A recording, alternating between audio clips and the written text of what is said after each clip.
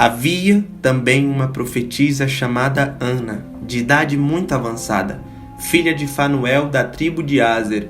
Após a virgindade, viverá 7 anos com o marido.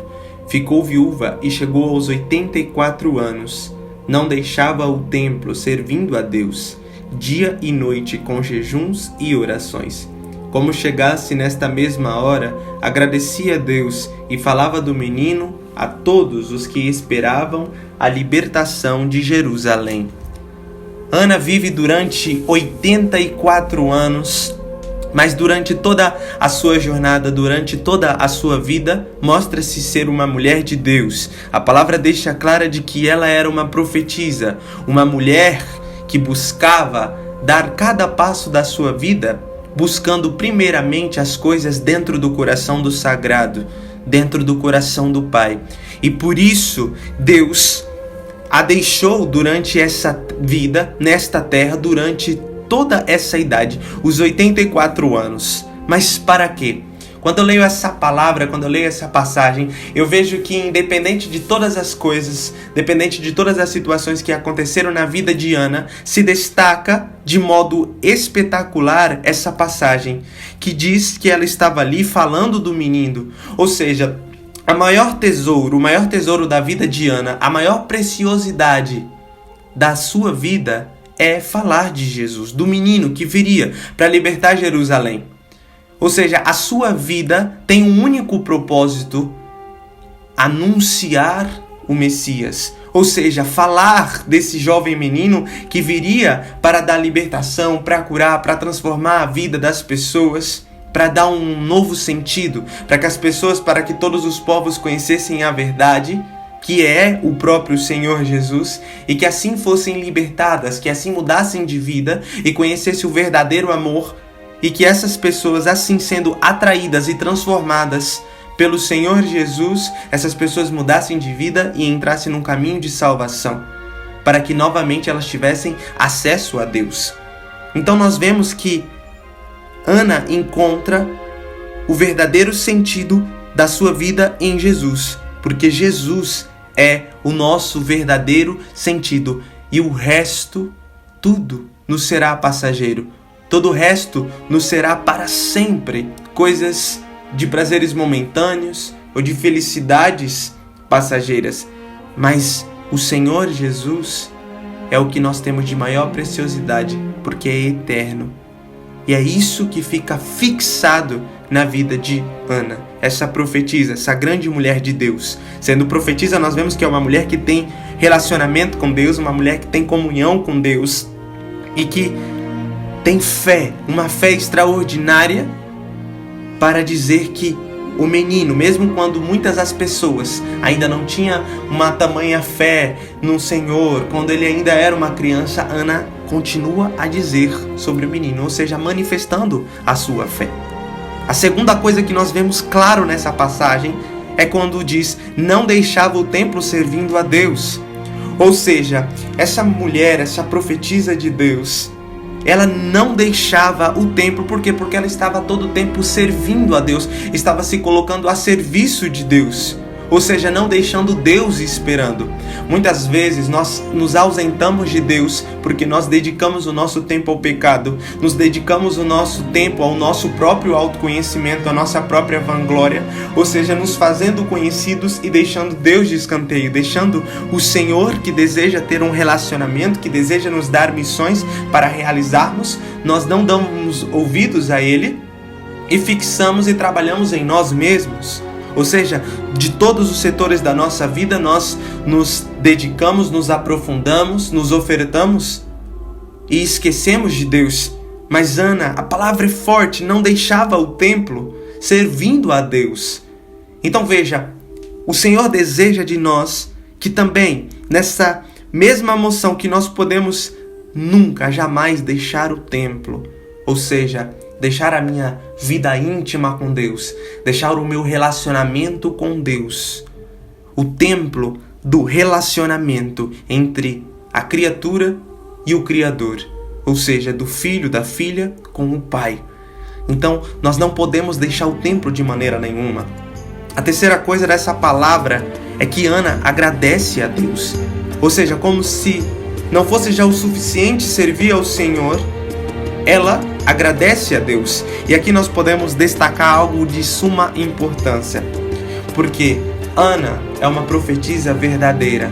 Não é somente aquela que foi apelidada com um chamado divino de Deus e de que carrega o título somente nas costas, mas que não tem vida interior com Deus. O mistério de Ana, dessa mulher ser uma profetisa, o que faz o seu ministério e o que faz a sua vida espiritual ter uma potência, ter verdade e ter amor no seu falar, é porque Ana tem uma vida íntima com Deus. Ou seja, se você foi chamado independente daquilo que Deus te chamou para você fazer na sua vida, Ana, agora, através da vida dessa mulher, nós podemos ver o que de verdade faz com que o nosso ministério ganhe sentido. É de que não podemos deixar o templo servindo a Deus, não podemos deixar a nossa vida íntima, ou seja, o nosso relacionamento com Deus. E a segunda coisa que Ana vem nos aconselhar é agradecer a Deus a todo tempo. Ou seja, além de ser e de receber o chamado de Deus, eu tenho que me relacionar para com Deus e agradecer a Deus, para que assim possa se tornar muito mais forte o relacionamento com o Senhor, a qual Deus deseja ter conosco. Ou seja, eu vejo que Ana está totalmente englobada ao coração do sagrado, está buscando tudo na sua vida dentro do coração de Deus. Uma mulher de 84 anos que talvez não tinha valor para tantas as pessoas, que para tantas as pessoas era tida como louca, de que não tinha muita credibilidade, e que certamente muitas pessoas falaram para ela parar de falar desse menino, que isso não ia acontecer, porque o povo já tinha perdido a fé, já tinha perdido a esperança. Mas o que mantém Ana firme no seu propósito, o que mantém Ana firme naquilo que ela está fazendo, que ela toma como missão particular sua, que vem do divino coração do Senhor, é porque tudo que ela faz na sua vida, cada passo, cada movimento, cada agir, cada palavra que sai da sua boca vem de dentro do coração do Senhor. É isso que deve mover um cristão. É isso que deve mover um homem e uma mulher de Deus, que tudo que fazemos vem de dentro do coração de Deus. Muitas vezes nós ficamos dependentes dos homens. Ou seja, nós temos medo de fazer, temos medo de anunciar, porque nós não buscamos dentro do coração de Deus. E por isso que muitos desistem, muitos param no caminho, porque ficam totalmente apoiados ao que os homens estão dizendo e não ao que Deus está dizendo de fato. A quarta coisa dessa palavra que eu gostaria de destacar, quando Ana diz que ela anunciava o menino para a libertação de Jerusalém. Ou seja, já profetizando de que o Messias viria para a libertação do povo. Mas hoje esses povos somos eu e você, onde a palavra de Deus, onde o Evangelho, onde essa verdade vem para nos libertar. O que é que o Senhor precisa libertar na sua vida? Mas para isso, para que haja libertação, é preciso duas decisões. A de Deus, que sempre será fixa em querer nos transformar, nos mudar e nos fazer santos, mas a nossa, que muitas vezes não tem verdade, que muitas vezes fica balanceada, que muitas vezes não é quente, não é frio, é morna, e por isso a fusão da transformação de Deus não acontece, porque nós não decidimos por Deus. Deus se decide por nós, mas nós não se decidimos pelo Senhor. Então veja, o menino viria para libertar Jerusalém, ou seja, viria para nos libertar, vem para nos libertar. Basta nós querermos esta libertação, a libertação dos teus pecados, a libertação de coisas espirituais que também precisamos ser purificados, como diz São João da Cruz, a renúncia das coisas agradáveis, seja carnais como espirituais, para que assim possamos crescer em espiritualidade com o Senhor. Então veja, independente ao olhar e ao exemplo de Santa Ana, independente daquilo que somos chamados, nós temos que encher o templo com as nossas orações, buscando aperfeiçoar este relacionamento, agradecer sempre a Deus e anunciar o Messias para que o Evangelho possa trazer as libertações. Não libertações somente dos vícios, etc.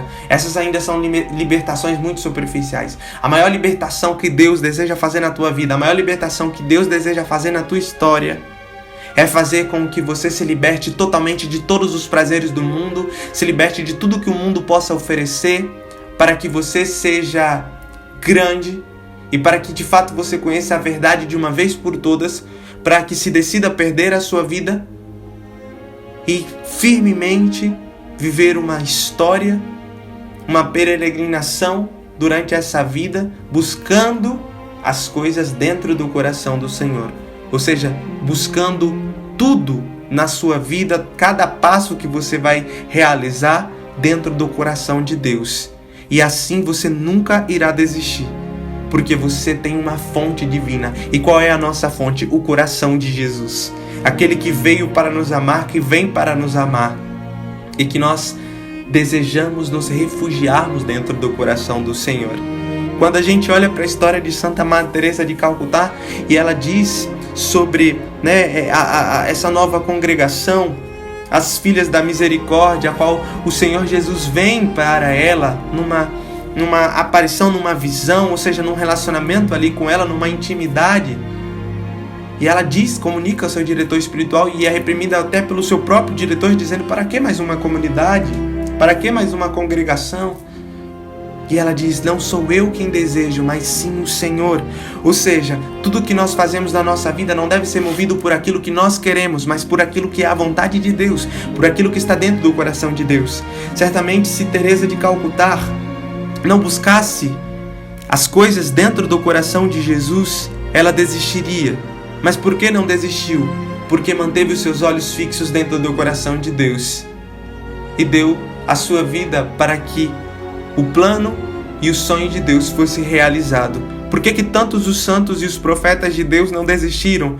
Porque tiveram a comunhão com o coração sagrado do Senhor, buscando tudo que faziam na sua vida pela voz do Senhor, que é o que comandava e governava os passos deles. Ou seja, a nossa vida espiritual deve ser recorrente ao coração sagrado do Senhor. É de lá que deve vir as nossas inspirações. É de lá que deve vir a vontade de Deus na nossa vida. E não o que os homens determinam. Não o que os teus amigos determinam. Não o que a sua família determina. Mas o que Jesus determina. É de lá que vem a vontade divina.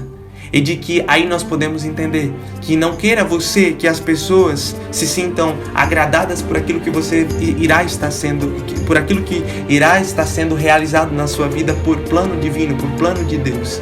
Porque isso não vai acontecer. Porque geralmente o Senhor escolhe os loucos, é palavra de Deus. Escolhe os loucos para confundir os sábios. E Deus deseja escolher você hoje para ser um louco e confundir tantos os sábios. Porque foi isso o que os santos descobriram e assim seguiram. Por isso não queira que as pessoas que estão à sua volta, e eu não digo pessoas que aqui a gente pode determinar que estão no mundo, que não conheceram a Deus, mas principalmente as pessoas que estão à sua volta de um plano espiritual, queiram entender aquilo que Deus deseja fazer na tua vida, porque não entenderão. Porque a particularidade do coração de Jesus ao teu coração é único. Por isso, creia e busque tudo o que fizerdes em tua vida dentro do coração de Jesus. Porque o Senhor te abençoará e estará com você todos os dias. Viver, adentrar e morar no coração do Senhor é o mistério para perseverar até a nossa morte. Ao fecharmos os nossos olhos, desejamos um dia encontrarmos com o Senhor do outro lado.